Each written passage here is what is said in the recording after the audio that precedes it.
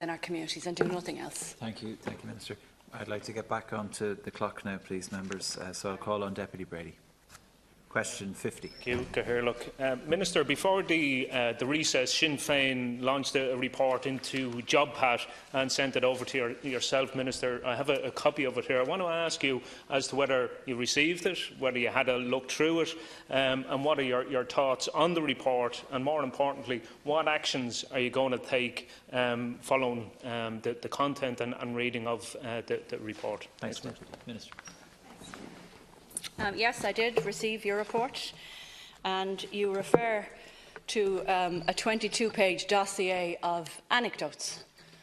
Well, you have a copy of it, and I have a copy of it, so if you want to refer to specifics in it, well, then I would really very much welcome it, because this is about the 5th time I've asked you for specifics, because if I have specifics, I can do something about them. But anecdotes are only sweeping statements that serve no purpose but to diminish a service that's providing a huge and valuable service to 125,000 people in the last 18 months. There's no analysis, there's no attempt at constructive critique, there's no structured or coherent set of recommendations arising from what you feel is happening on the ground, and there's no suggestions to us as to how we should best engage with people who are long-term unemployed. And again, I've repeatedly explained to the Deputy, my department and our officials, their only aim is to provide the best level of services to the people that for periods of their lives need support, whether it's for job seeking or caring or whatever. If you have specific reason to believe that there's a problem here, well then if you bring those specifics to us, we will raise them specifically with the providers of JobPath, and we will uncover whatever it is that you think is going on. But the problem I have is that every time I go and see these people or engage with them on behalf of my constituents, and I think you're aware I was in your constituency yesterday and visited the people who are providing them, I see a level of excellence. I see a commitment and ambition for people to help people who are long-term unemployed, to develop relationships, to remove any anxiety or confidence barriers that they might have from being able to access the workforce, and a committed relationship that builds up between weekly and bi-weekly contacts of these people to support people back into the workplace. And the real reason that JobPath is a successful programme, and as I said, and I said it here a couple of weeks ago when I was before the House again, it's the most successful programme that's ever been run by this department in an attempt to underpin providing employment services for people. And the reason it is because it's people-centred. The relationships that people who are out of work build up with the employment advisors is crucial to them rebuilding their confidence and getting them back into employment opportunities and to be helped and serviced through that. And actually how crucial it is that even when somebody gets a job, the relationship still exists, and that service provider in that JobPath office continues to call that person on a weekly basis and a monthly basis for 12 months afterwards. That's commitment to the people. It's making sure that we provide a valuable service. Thank you, Minister. Deputy Brady. I'd encourage you, rather than go and speaking to the private companies who are rolling out these schemes, Torresnua and CTEC, and I know you were in Wicklow speaking to one of those companies, maybe you should go and speak to the people who are on those schemes directly. And that's exactly what I done in this report. I went out and gave those people a safe space, without the fear of having their payments stopped or curtailed, gave them a safe space to tell their story. And Minister, I was totally inundated. Thousands of people came forward, gave their experience. It's not anecdotal evidence. What came forward was story after story, similar examples of where they feel that they have been threatened, that they've been held to ransom, that they're worried sick that their payments will be curtailed.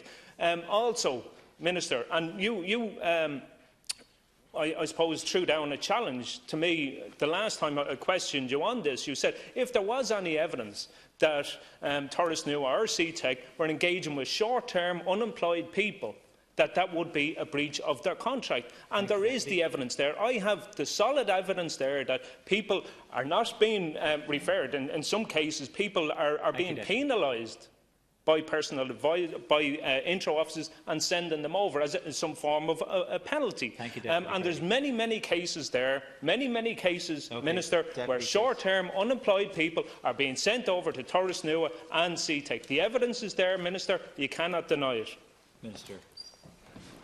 And again, I don't want to labour the point, but I hope it's clear at this point. The 22-page report that you sent me doesn't have a single fact in it. It doesn't send me anywhere, Deputy, to say I need to go to the office in Ballycumber because there was a particular instance down there with a Mrs Murphy. Or if you didn't want to name names, you could have privately given me the examples of, I'm sorry, what did you just say? The thousands of people who shared reports with you.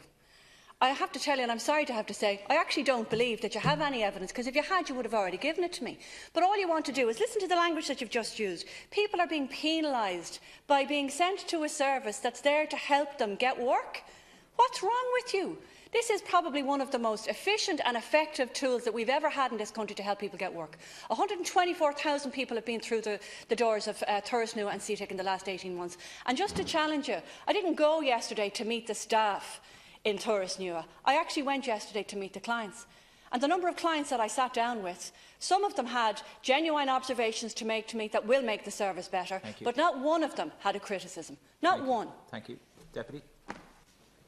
Rather than having personal attacks on me, you know, in doing so, you're actually attacking the hundreds and thousands of people that partook in this report. And, you know, they're not individual, one-off cases. There is a pattern right across the board, right across the state, in Turrisnua and CTIC, where these two companies are operating totally outside of their contracts. Now, Minister, you haven't addressed that point, and I think this is the core point, that this JobPath scheme was set up to engage long-term unemployed people. It's deviated completely away from that. There's people who are short-term, weeks, in some cases days, and I certainly will give you the evidence. Attacking me, you're attacking the people who are being threatened, bullied and intimidated by having their payments stopped. And Minister, it's not just participants. I've also had personal advisors in touch with me, former personal advisors, and they've questioned you know, the whole concept here, that the main objective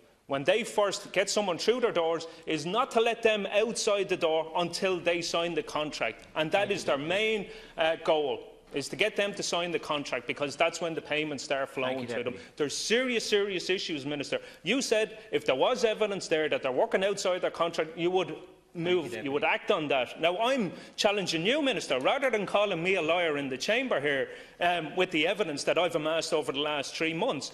I challenge you to deal with the issues that are not one-off, they're not individual cases. These are systemic right across the board in Turrisnua and CTIC, Minister. Deputy, there are 4 screens alluding to your time slots. Please adhere to them. Minister, final reply. Thank you. I certainly wouldn't call anybody in this chamber a liar, and I will put it on the record again. If you have evidence, and I am the Minister for nearly 5 months, and it's 5 months we're having this conversation. If you have evidence, please bring it to me. Because otherwise, Deputy, all I have is the evidence of the 124,000 people that have been helped and aided, the 126 people in your own office in Bray who have received new work in the last month because of their interaction with Turrisnua in Bray offices. These people are committed to helping find jobs and employment for people who are long-term unemployed. And what that means, just in case you don't know, or for anybody who's listening, it's over 12 months. It's not people who've been unemployed for a number of weeks or a number of months.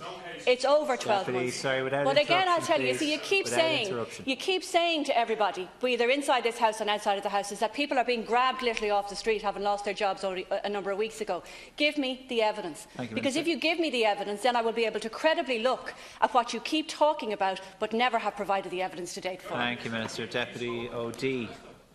Question 51. Sorry, please. Thank you. Yeah, this question